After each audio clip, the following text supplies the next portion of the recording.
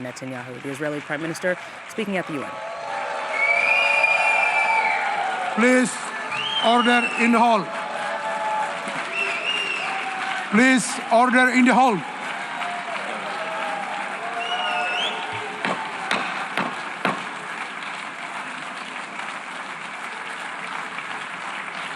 Please, order in the hall.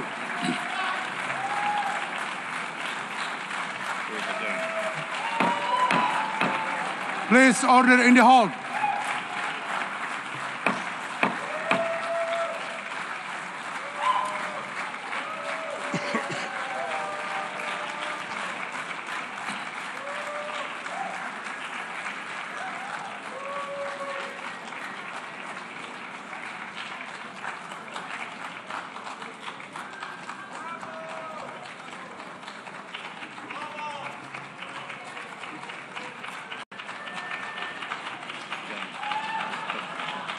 Please order in the hall and please be seated.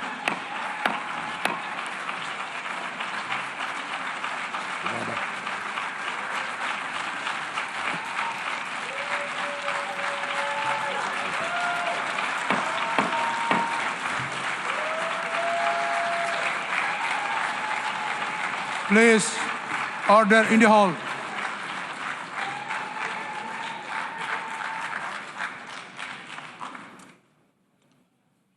Mr. President, the families of our dear hostages languishing in the dungeons of Gaza, ladies and gentlemen, last year, I stood at this podium and I showed this map. It shows the curse of Iran's terror axis. This axis threatened the peace of the entire world. It threatened the stability of our region and the very existence of my country, Israel. Iran was rapidly developing a massive nuclear weapons program and a massive ballistic missile program. These were meant not only to destroy Israel, they were meant also to threaten the United States and blackmail nations everywhere. From Gaza, Yahya Sinwar dispatched waves of Hamas terrorists. They stormed into Israel on October 7th and committed acts of unspeakable savagery. From Lebanon, Hassan Nasrallah had launched thousands of missiles and rockets at our cities, terrorizing our citizens. In Syria, the murderous dictator Assad hosted Iran's forces, tightening a noose of death around our throats. In Yemen, the Houthis launched ballistic missiles at Israel while choking global trade at the mouth of the Red Sea. So what's happened over the past year? We've hammered the Houthis, including yesterday. We crushed the bulk of Hamas's terror machine. We crippled Hezbollah, taking out most of its leaders and much of its weapons arsenal. You remember those beepers, the pagers? We paged Hezbollah, and believe me, they got the message. And thousands of terrorists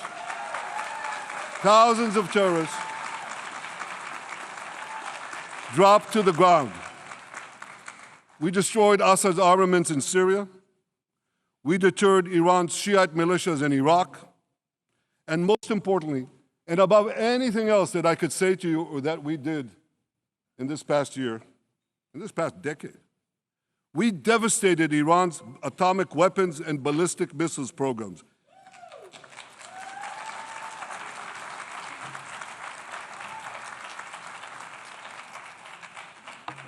So here's where things stand today. Half the Houthi leadership in Yemen, gone. Yahya Sinwar in Gaza, gone. Hassan Nasrallah in Lebanon, gone. The Assad regime in Syria, gone. Those militias in Iraq, well, they're still deterred. And their leaders, if they attack Israel, will also be gone.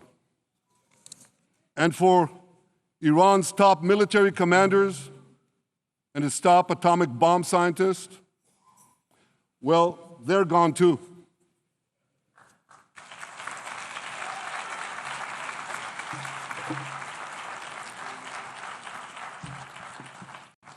Israel's 12-day war with Iran, which I renamed Operation Rising Lion, that's from the Bible. This 12-day war will go down in the annals of military history. Our daring pilots neutralized Iran's missile defenses and took control of the skies over Tehran. And you saw this. Israeli fighter pilots and American B-2 pilots bombed Iran's nuclear enrichment sites. I want to thank President Trump for his bold and decisive action.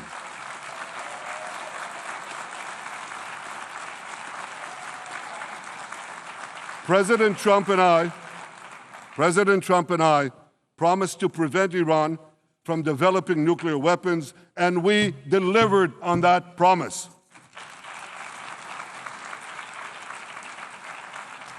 We removed an existential threat to Israel, and a mortal threat to the civilized world.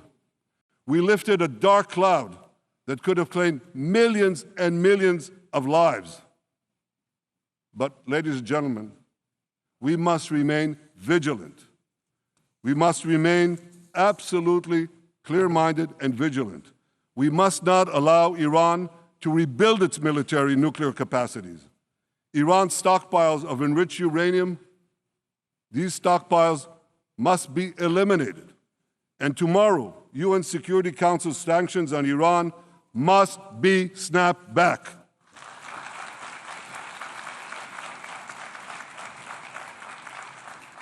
Thanks to the resolve of our people, the courage of our soldiers, and the bold decisions we took, Israel rebounded from its darkest day to deliver one of the most stunning military comebacks in history.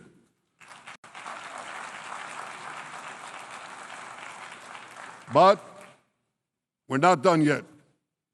The final remnants of Hamas are holed up in Gaza City. They vow to repeat the atrocities of October 7th again and again and again, no matter how diminished their forces. That is why Israel must finish the job. That is why we want to do so as fast as possible.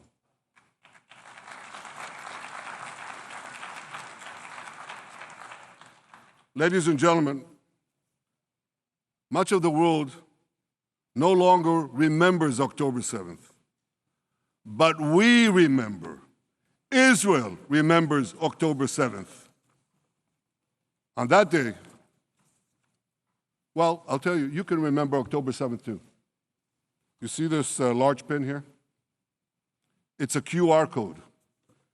What I ask you to do is hold up your phones, zoom in, and you too will see why we fight and why we must win. It's all in here.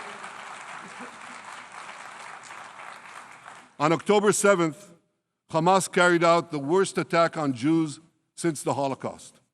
They slaughtered 1,200 innocent people, including over 40 Americans and foreign nationals from dozens of countries represented here.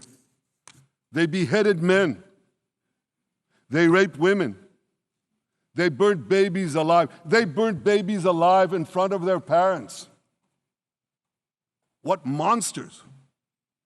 And these monsters took more than 250 people hostage. And those included Holocaust survivors, grandmothers and their grandchildren. Who takes hostage grandmothers and grandchildren? Hamas does.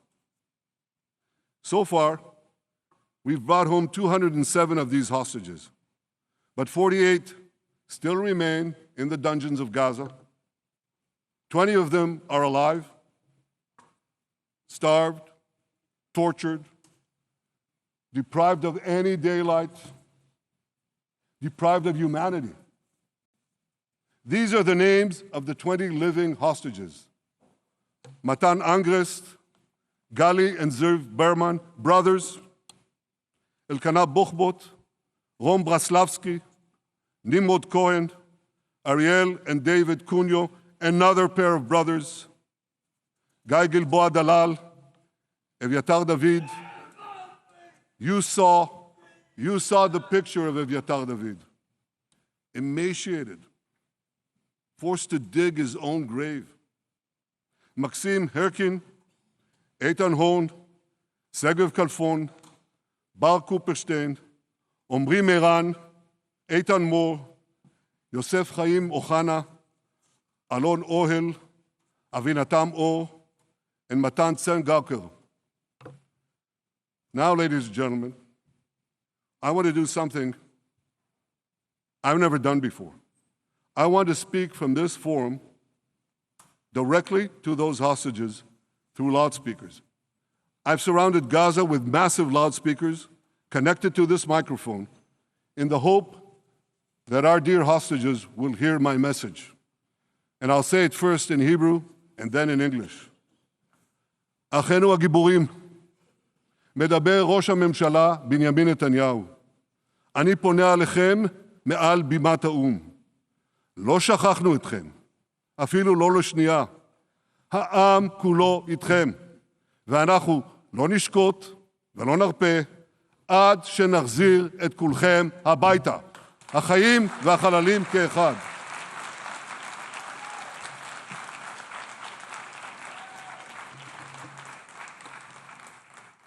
Our brave heroes. This is Prime Minister Netanyahu speaking to you live from the United Nations. We have not forgotten you, not even for a second. The people of Israel are with you.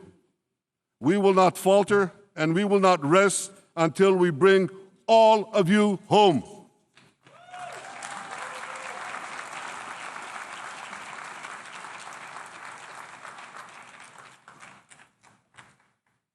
Ladies and gentlemen, thanks to special efforts by Israeli intelligence, my words are now also being carried. They're streamed live to the cell phones of Gazans. So to the remaining Hamas leaders and to the jailers of our hostages, I now say, lay down your arms. Let my people go. Free the hostages, all of them, the whole 48. Free the hostages now.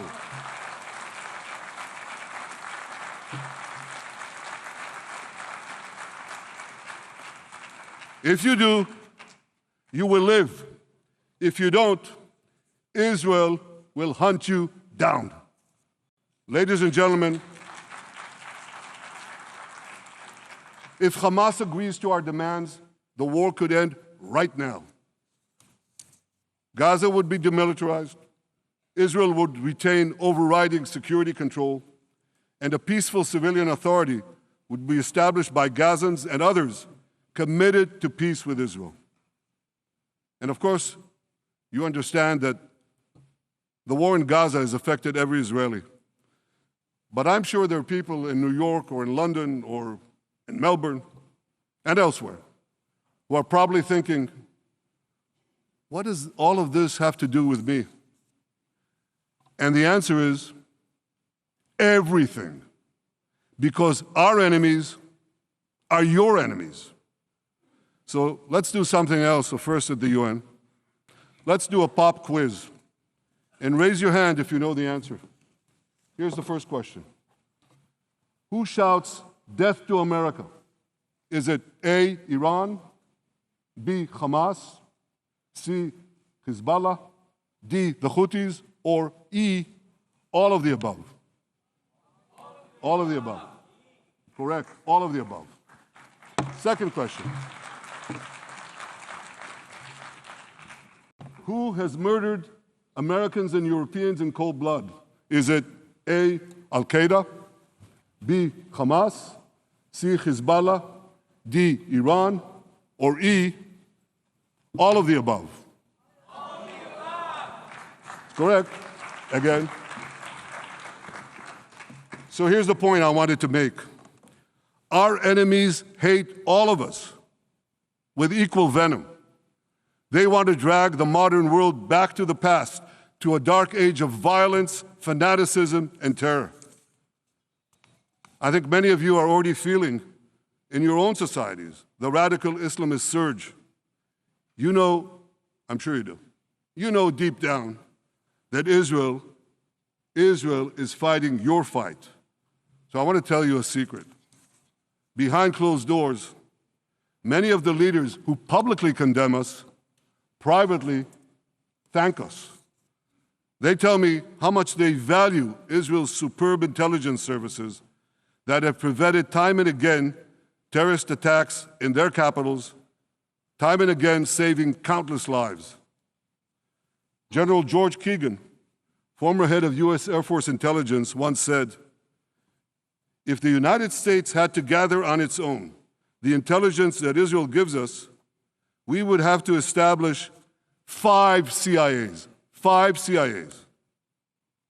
This past June, when Israel struck Iran's nuclear facilities, German Chancellor Merz admitted the truth. He said, Israel is doing the dirty work for all of us.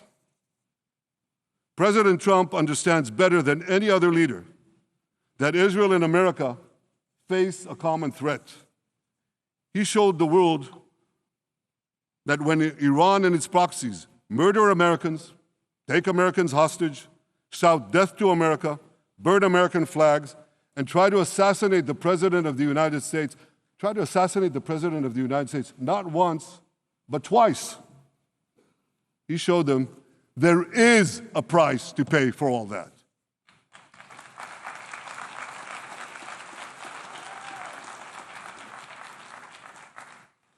But regrettably, many leaders who are represented in this hall, they send a very different message.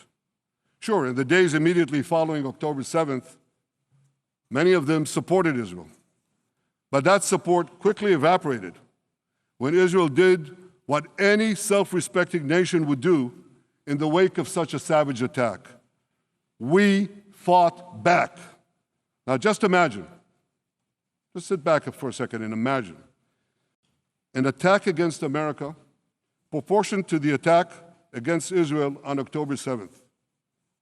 Imagine a regime, a terror regime, dispatching thousands of terrorists to invade the United States.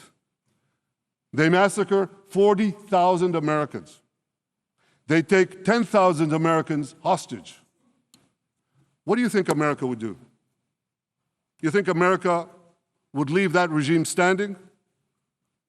You don't think that. No way, not a chance. The United States would wipe out that terror regime and ensure that such savagery would never threaten America again.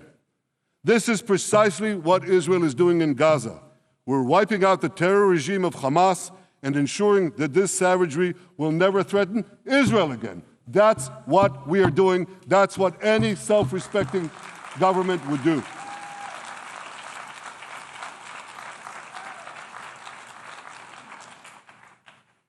Yet, and it's a yet that I'm sorry to say here, yet over time, many world leaders buckled. They buckled under the pressure of a biased media, radical Islamist constituencies, and anti-Semitic mobs.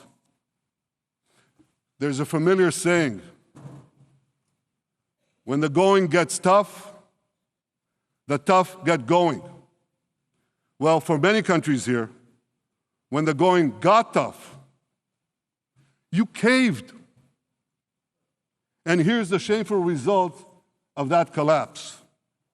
For much of the past 2 years, Israel has had to fight a 7-front war against barbarism with many of your nations opposing us.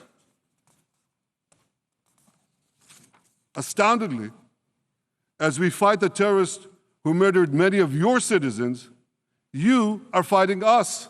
You condemn us, you embargo us, and you wage political and legal warfare, it's called lawfare, against us.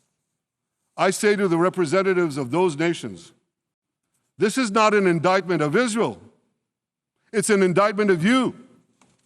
It's an indictment of weak-kneed leaders who appease evil rather than support a nation whose brave soldiers guard you from the barbarians at the gate. They're already penetrating your gates. When will you learn? You can't appease your way out of jihad, and you won't escape the Islamist storm by sacrificing Israel. To overcome that storm, you have to stand with Israel. But that's not what you're doing. As the prophets of Israel foretold in the Bible, you've turned good into evil and evil into good. Now I want to drill down on this. Take the false charge of genocide. Israel is accused of deliberately targeting civilians. Ladies and gentlemen, the opposite is true. The head of urban warfare studies, Colonel John Spencer, he's perhaps the world's greatest expert on urban warfare. And he says, Israel is applying more measures to minimize civilian casualties than any military in history. And because we're doing that, the ratio of non-combatant to combatant casualties is less than 2 to 1 in Gaza. That's an astoundingly low ratio, lower than NATO's wars in Afghanistan and Iraq, especially when you consider that Gaza is one of the most densely populated urban areas on Earth. It has hundreds of miles of terror tunnels underground, and it has countless terror towers above ground, and thousands of terrorists embedded in the tunnels and in these towers in civilian areas. If you want to see what measures Israel takes to avoid civilian casualties in this war, just look at what we're doing now in Gaza City, the last Hamas stronghold, one of the 2 last strongholds. For 3 weeks, Israel dropped millions of leaflets, sent millions of text messages, and made countless phone calls urging civilians to leave Gaza City before our military moves in. At the same time, Hamas implants itself in mosques, schools, hospitals, apartment buildings, and tries to force those civilians not to leave, to stay in harm's way. And it often threatens them at gunpoint if they try to do so. For Israel, every civilian casualty is a tragedy. For Hamas, it's a strategy. Hamas uses civilians as human shields and as props in its sick propaganda war in Israel, against Israel, a propaganda war that the Western media buys hook, line, and sinker. Now, despite Hamas's threats, close to 700,000 Gazans, almost 750,000, have already heeded our calls and moved to safe zones. Now I want to ask you a simple question, a simple, logical question. Would a country committing genocide plead with the civilian population it is supposedly targeting to get out of harm's way? Would we tell them, get out, if we want to commit genocide? We're trying to get them out. And Hamas is trying to keep them in. And this charge is so baseless. The comparison to genocide, wholesale slaughter of populations. What, did the Nazis ask the Jews to leave, kindly leave, go out? Did others, you want me to name all the genocidal leaders of history? Just go one by one. Did anyone do this? Did they say, get out so we can come in? Of course not. So the truth has been turned on its head. Hamas, a genocidal terrorist organization whose charter calls for the murder of all Jews on the planet. This genocidal organization is given a pass. It's barely mentioned. While Israel, which does everything it can to get civilians out of harm's way, Israel is put in the dock. What a joke. You want to hear another one? Israel is accused of deliberately starving the people of Gaza when Israel is deliberately feeding the people of Gaza. Since the beginning of the war, Israel has led into Gaza more than 2 million tons of food and aid. That's 1 ton of aid for every man, woman, and child in Gaza. Nearly 3,000 calories per person per day. Some starvation policy.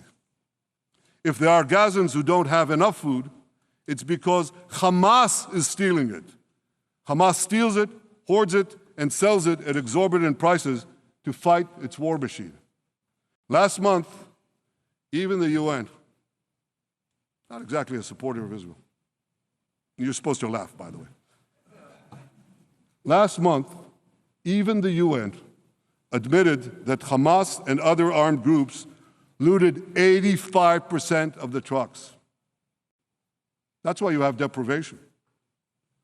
Those who peddled the blood libels of genocide and starvation against Israel are no better than those who peddled blood libels against the Jews in the Middle Ages when they falsely accused us of poisoning wells, spreading plague, and using the blood of children to bake Passover matzahs. Anti-Semitism dies hard. In fact, it doesn't die at all. It just keeps coming back with its libelous lies, refurbished, regurgitated over and over again. And I want to tell you something else. These anti-Semitic lies, they have consequences.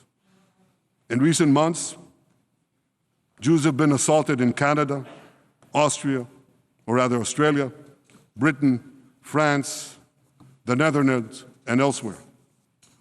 Here in America, an elderly Holocaust survivor was burned to death in Colorado.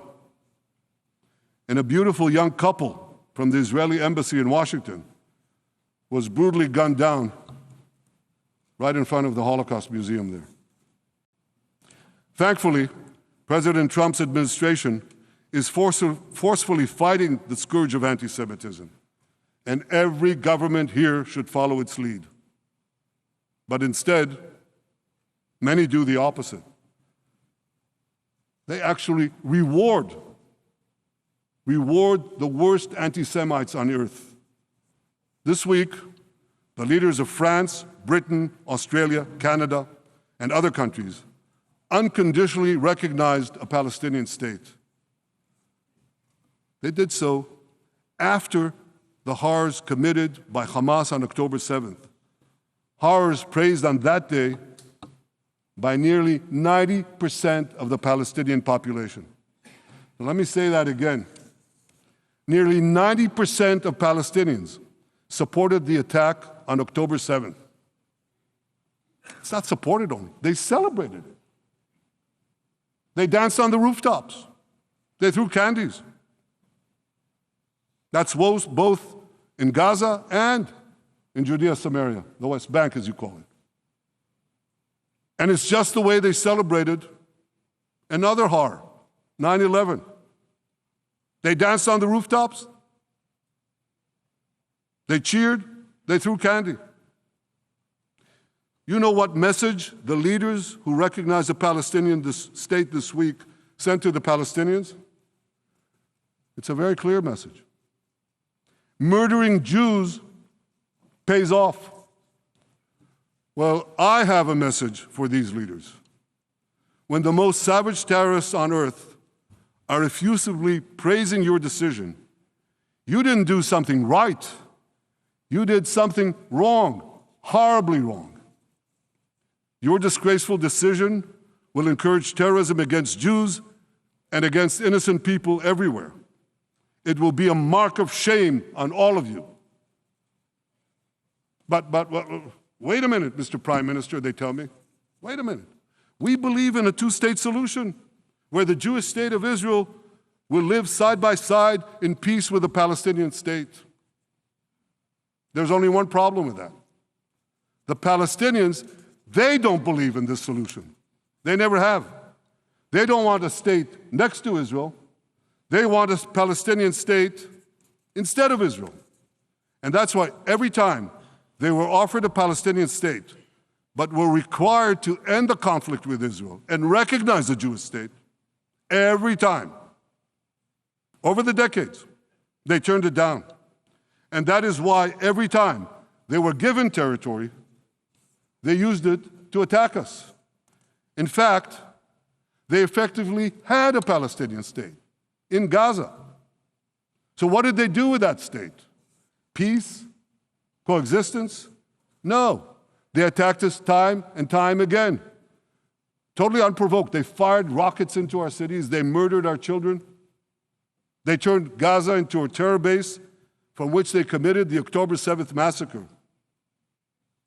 So here's the uncomfortable truth. The persistent Palestinian rejection of a Jewish state in any boundary is what has driven this conflict for over a century. It is still driving it. It's not the absence of a Palestinian state. It's the presence and existence of a Jewish state. And I find it amazing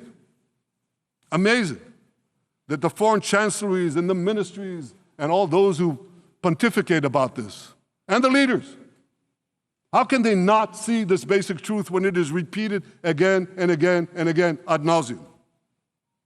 And I want to say something else.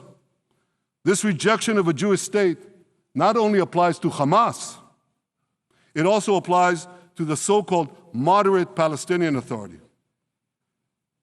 You should know that the Palestinian authorities pays terrorists to slay Jews. The more Jews the terrorists slay, the more the Palestinian Authority pays. The Palestinian Authority names its government buildings, its public squares, its schools, after the mass murderers of Jews, which they glorify as martyrs. They pay and glorify not just the killer of Jews, but also killers of Christians. Christians like Taylor Force, an American veteran who was brutally murdered in Israel by Palestinian terrorists.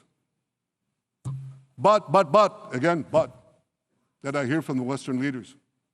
They tell me, the PA promised us it will reform. And I know this time, Prime Minister, it will be different. Yeah, right. We've heard these promises for decades. They always promise. They never deliver. Because you see, the Palestinian Authority is corrupt to the core. They haven't held elections in 20 years.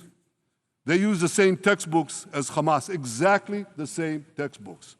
They teach their children to hate Jews and destroy the Jewish state. And Christians don't fare much better. When Bethlehem, the birthplace of Jesus, was under Israeli control, 80% of its residents were Christians. But since the PA took control, that number has dwindled to under 20%. These are the people you want to give a state to? What you're doing is giving the ultimate reward to intolerant fanatics who perpetrated and supported the October 7th massacre. Giving the Palestinians a state 1 mile from Jerusalem after October 7th is like giving Al-Qaeda a state 1 mile from New York City after September 11th. This is sheer madness. It's insane, and we won't do it.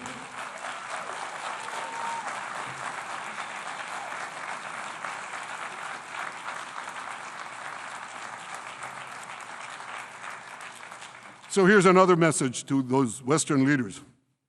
Israel will not allow you to shove a terror state down our throats. We will not commit national suicide because you don't have the guts to face down a hostile media and anti-Semitic mobs demanding Israel's blood. And I want you to grasp something else, which is also distorted in the media. I say this not only in my name or the name of my government, but on behalf of all the people of Israel. Last year, there was a vote in the Knesset, our parliament, whether or not to oppose the imposition of a Palestinian state. You want to guess what the results were? Out of 120 members of our parliament, 99 voted against and only 9 supported. That's over 90%. It's not a fringe group. It's not the Prime Minister who himself is extreme or he's held hostage by extreme parties to his right, it's over 90% of Israelis. My opposition to a Palestinian state is not simply my policies or my government's policy, it's the policy of the state and people of the State of Israel.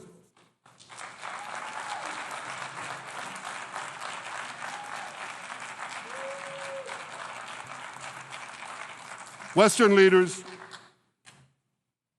may have buckled under the pressure.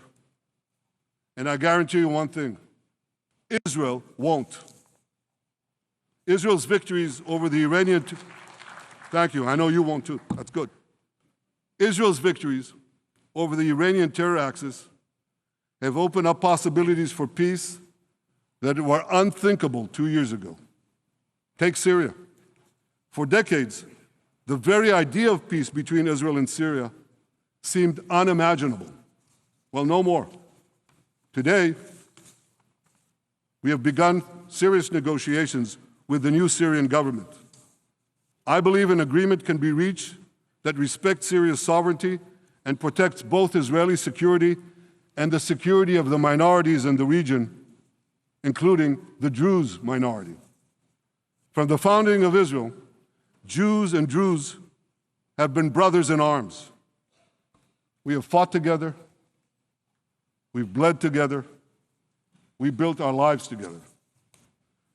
When I was a young commander in Israel's Special Forces, my own life was saved by the invaluable advice given to me by a great friend, Salim Shufi, a heroic Druze IDF veteran. And that's why I couldn't sit idly by, nor could Israel sit idly by, while the Druze were being slaughtered by jihadists. And I instructed our forces to stop the massacre, which they promptly did. Peace between Israel and Lebanon is possible as well. I call on the Lebanese government to also begin direct negotiations with Israel. I commend it for its declared aim to disarm Hezbollah. But we need more than words. If Lebanon takes genuine and sustained action to disarm Hezbollah, I'm sure we can achieve a sustainable peace. Of course, until that happens, we will take whatever action we need to defend ourselves and to maintain the conditions of the ceasefire which was established in Lebanon. Our goal is not merely to monitor Hezbollah's actions, but to prevent them from violating the ceasefire and attacking us at any time. But I'm sure that if the Lebanese government persists in its goal of disarming Hezbollah, peace will come very speedily and very readily. Victory over Hezbollah has made peace possible with our two Arab neighbors in the north. Victory over Hamas will make peace possible with nations throughout the Arab and Muslim world. Our victory would lead to a dramatic extension and expansion of the historic Abraham Accords, which President Trump brokered between Arab leaders and myself 5 years ago. And I took note, as I'm sure you did too, of the encouraging words spoken here by the President of Indonesia. This is the country with the largest Muslim population of all nations. And it's also a sign of what could come. Forward-looking Arabs and Muslim leaders know that cooperating with Israel will provide them with groundbreaking Israeli technologies, including in medicine and science, in agriculture and water, in defense and AI, and so many other fields. I believe that in the coming years, the Middle East will look dramatically different. Many of those who wage war on Israel today will be gone tomorrow. Brave peacemakers will take their place. And nowhere will this be more true than in Iran.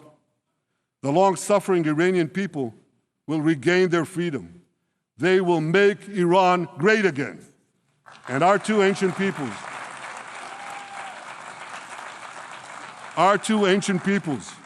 the people of Israel and the people of Iran, will restore a friendship that will benefit the entire world.